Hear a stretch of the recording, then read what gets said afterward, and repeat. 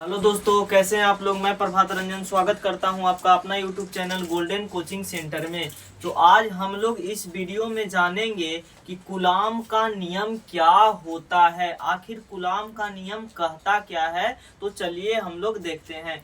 देखिए, कूलाम का नियम कहता है कि दो स्थिर आवेशों के बीच लगने वाला आकर्षण और प्रतिकर्षण बल, दो स्थिर आवेश के बीच लगने वाला आकर्षण और प्रतिकर्षण बल क्या होता है, आवेशों के गुणनफल के समानुपाती या अनुक्रमानुपाती तथा उनके बीच के दूरी का क्या होता है, वर्ग के क्या होता है, व्युत्क्रमानुपाती होता है। यानी दो आवेश होता है, दो आवेशों के बीच जो बल लगता है, दो आवेशों के बीच लगने वाला बल जो होता है से समानुपाती तथा उनके बीच के दूरी के वर्ग के क्या होता है, व्युत्क्रमानुपाती होता है। यही होता है कूलाम का नियम। तो चलिए देखते हैं। देखिए, मान लीजिए कि कोई दो आवेश है, कोई दो आवेश मान लेना है। आवेश हिलना नहीं चाहिए, आवेश रहना चाहिए स्थिर। तो मान लेते हैं कि एक आवेश Q1 है।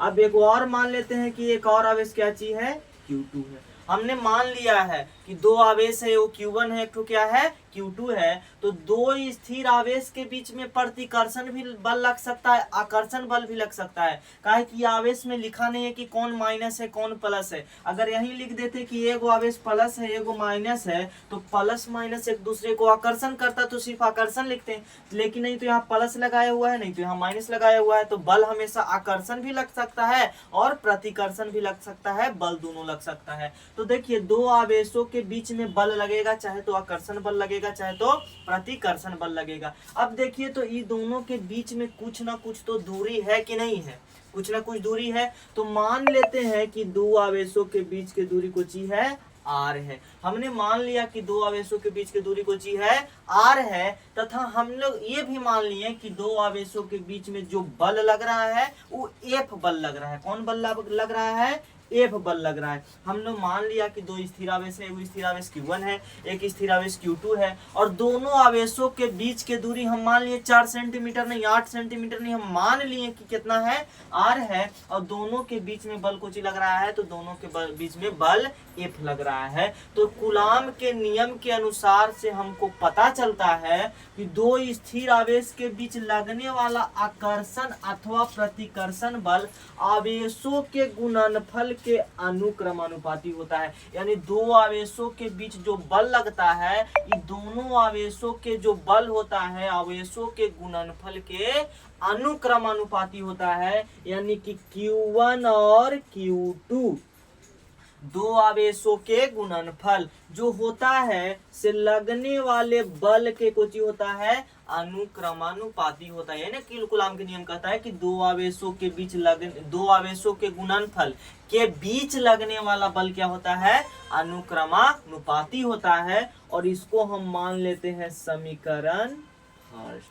यहाँ तक कोई दिक्कत है, दो आवेशों के गुणनफल के बीच लगने वाला बल क्या होता है, अनुक्रमानुपाती होता है। और दूसरा कहता है कि उनके बीच के दूरी जो होता है से वर्ग के मतलब क्या होता है, स्क्वायर। वर्ग के मतलब क्या होता है, स्क्वायर। तो उनके बीच के जो दूरी है आर है सो वर्ग के व्युत्क्रमानुपाती होता है। यानी एफ जो होता है से वर्ग के कुछ होता है, व्युत्क्रमानुपाती होता है। आवेशों का गुणनफल बल के समानुपाती होता है, अनुक्रमानुपाती होता है, बात सेम है। और दूरी जो होता है इससे वर्ग यानी स्क्वायर की क्यों होता है, व्युत्क्रमानुपाती होता है। अब ध्यान से देखिए, समीकरण फर्स्ट ई है, समीकरण 2E है। अब देखिए तो समीकरण फर्स्ट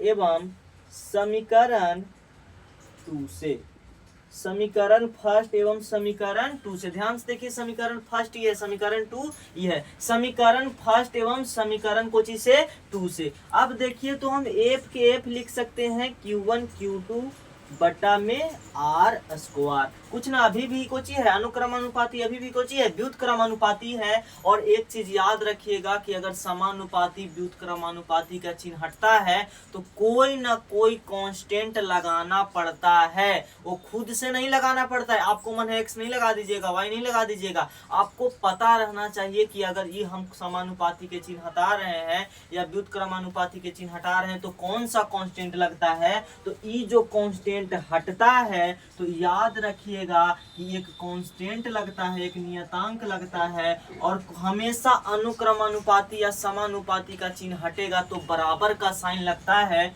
तो बराबर के साइन लगेगा लेकिन कांस्टेंट एक नियतांक लगेगा जिसका नाम क्या है, के है। जिसका नाम क्या है, के है। और Q1 बटा Q2 को लिख देंगे Q1 बटा Q2 और आर स्क्वायर के लिख देंगे कुछ ही आर स्क्वायर। याद रखिएगा कि अगर समानुपाती अनुक्रमानुपाती के चिन्ह हटेगा तो हमेशा बराबर के चिन्ह लगेगा और ABCD का कोई ना कोई अक्षर जरूर लगेगा। तो यहाँ अनुक्रमानुपाती का साइन हटा दिए तो कांस्टेंट या नियतांक कुछ लगा, के लगा। तो यहाँ से हम लिख सकते हैं कि जो के है से क्या है, नियतांक है। क्या है से क्या है, नियतांक है। क्या है नियतांक है। आगे देखिए ये जो के दिखाई दे रहा है, इस के का कुछ ना कुछ मान होता है जो परीक्षा में कई बार पूछा है कि के का मान कितना होता है। तो याद रखिएगा कि के का जो मान होता है से होता है 1/4 पाई एप्सिलॉन नॉट। ये जो दिखाई दे रहा है, ये आपको दिखाई दे रहा है तो पता है कि 4 है, पाई है, लेकिन ये जो दिखाई दे रहा है इसको कहते हैं एप्सिलॉन नॉट। इसको क्या कहते हैं, एप्सिलॉन नॉट कहते हैं। तो ध्यान से देखिए तो हम एफ के एफ लिख सकते हैं, बराबर के बराबर लिख सकते हैं, लेकिन हमको पता है कि के का मान होता है 1/4 पाई एप्सिलॉन नॉट। तो के जगह लिख सकते हैं कि के जगह लिख सकते हैं 1/4 pi epsilon not Q1 Q2 upon R square. ये फार्मूला डायरेक्ट पूछता है और ये फार्मूला अगर आप न्यूमेरिकल बनाइएगा तो पता नहीं न्यूमेरिकल में बहुत सारा यूज होता है इसका। ये फार्मूला का क्या होता है, बहुत सारा यूज होता है। एक चीज और याद रखिएगा, अगर कोई पूछे कि बताइए कि 1/4 पाई एप्सिलॉन नॉट का मान कितना होता है, इसका कुछ ना कुछ वैल्यू होता होगा ना। तो याद रखिएगा कि 1/4 पाई एप्सिलॉन नॉट का वैल्यू होता है 9 × 10⁻9 न्यूटन मीटर स्क्वायर पर कूलम स्क्वायर। दूसरा चीज याद रखिएगा कि 1/4 पाई एप्सिलॉन नॉट का मान कितना होता है, 9 × 10⁻9 न्यूटन मीटर पर कूलम स्क्वायर। इसको क्या बोलते हैं, एप्सिलॉन नॉट के क्या बोलते हैं। तो याद रखिएगा कि एप्सिलॉन नॉट को बोलते हैं निर्वात का विद्युतशीलता। क्या कहते हैं इसको, निर्वात का विद्युतशीलता बोलते हैं। याद रखिएगा कि एप्सिलॉन नॉट को क्या बोलते हैं, एप्सिलॉन नॉट के बोलते हैं निर्वात का विद्युतशीलता। तो जिस प्रकार से 1/4 पाई एप्सिलॉन नॉट का कुछ ना कुछ मान होता है, उसी तरीका से एप्सिलॉन नॉट का भी कुछ ना कुछ मान होता है। तो याद रखिएगा कि एप्सिलॉन नॉट का जो मान होता है वो 8.85 × 10⁻12 कूलम स्क्वायर पर न्यूटन मीटर स्क्वायर होता है। एप्सिलॉन नॉट का मान कितना होता है, तो याद रखिएगा कि एप्सिलॉन नॉट का मान 8.85 × 10⁻12 newton metre square coulomb square पर न्यूटन मीटर स्क्वायर होता है। एक चीज और याद रखिएगा कि जो एप्सिलॉन नॉट का बीमा होता है वो होता है m-1 L-3 T⁴ और A⁴ 2। तो एप्सिलॉन नॉट का बीमा क्या होता है, ऑब्जेक्टिव में पूछेगा कि एप्सिलॉन नॉट का बीमा क्या होता है।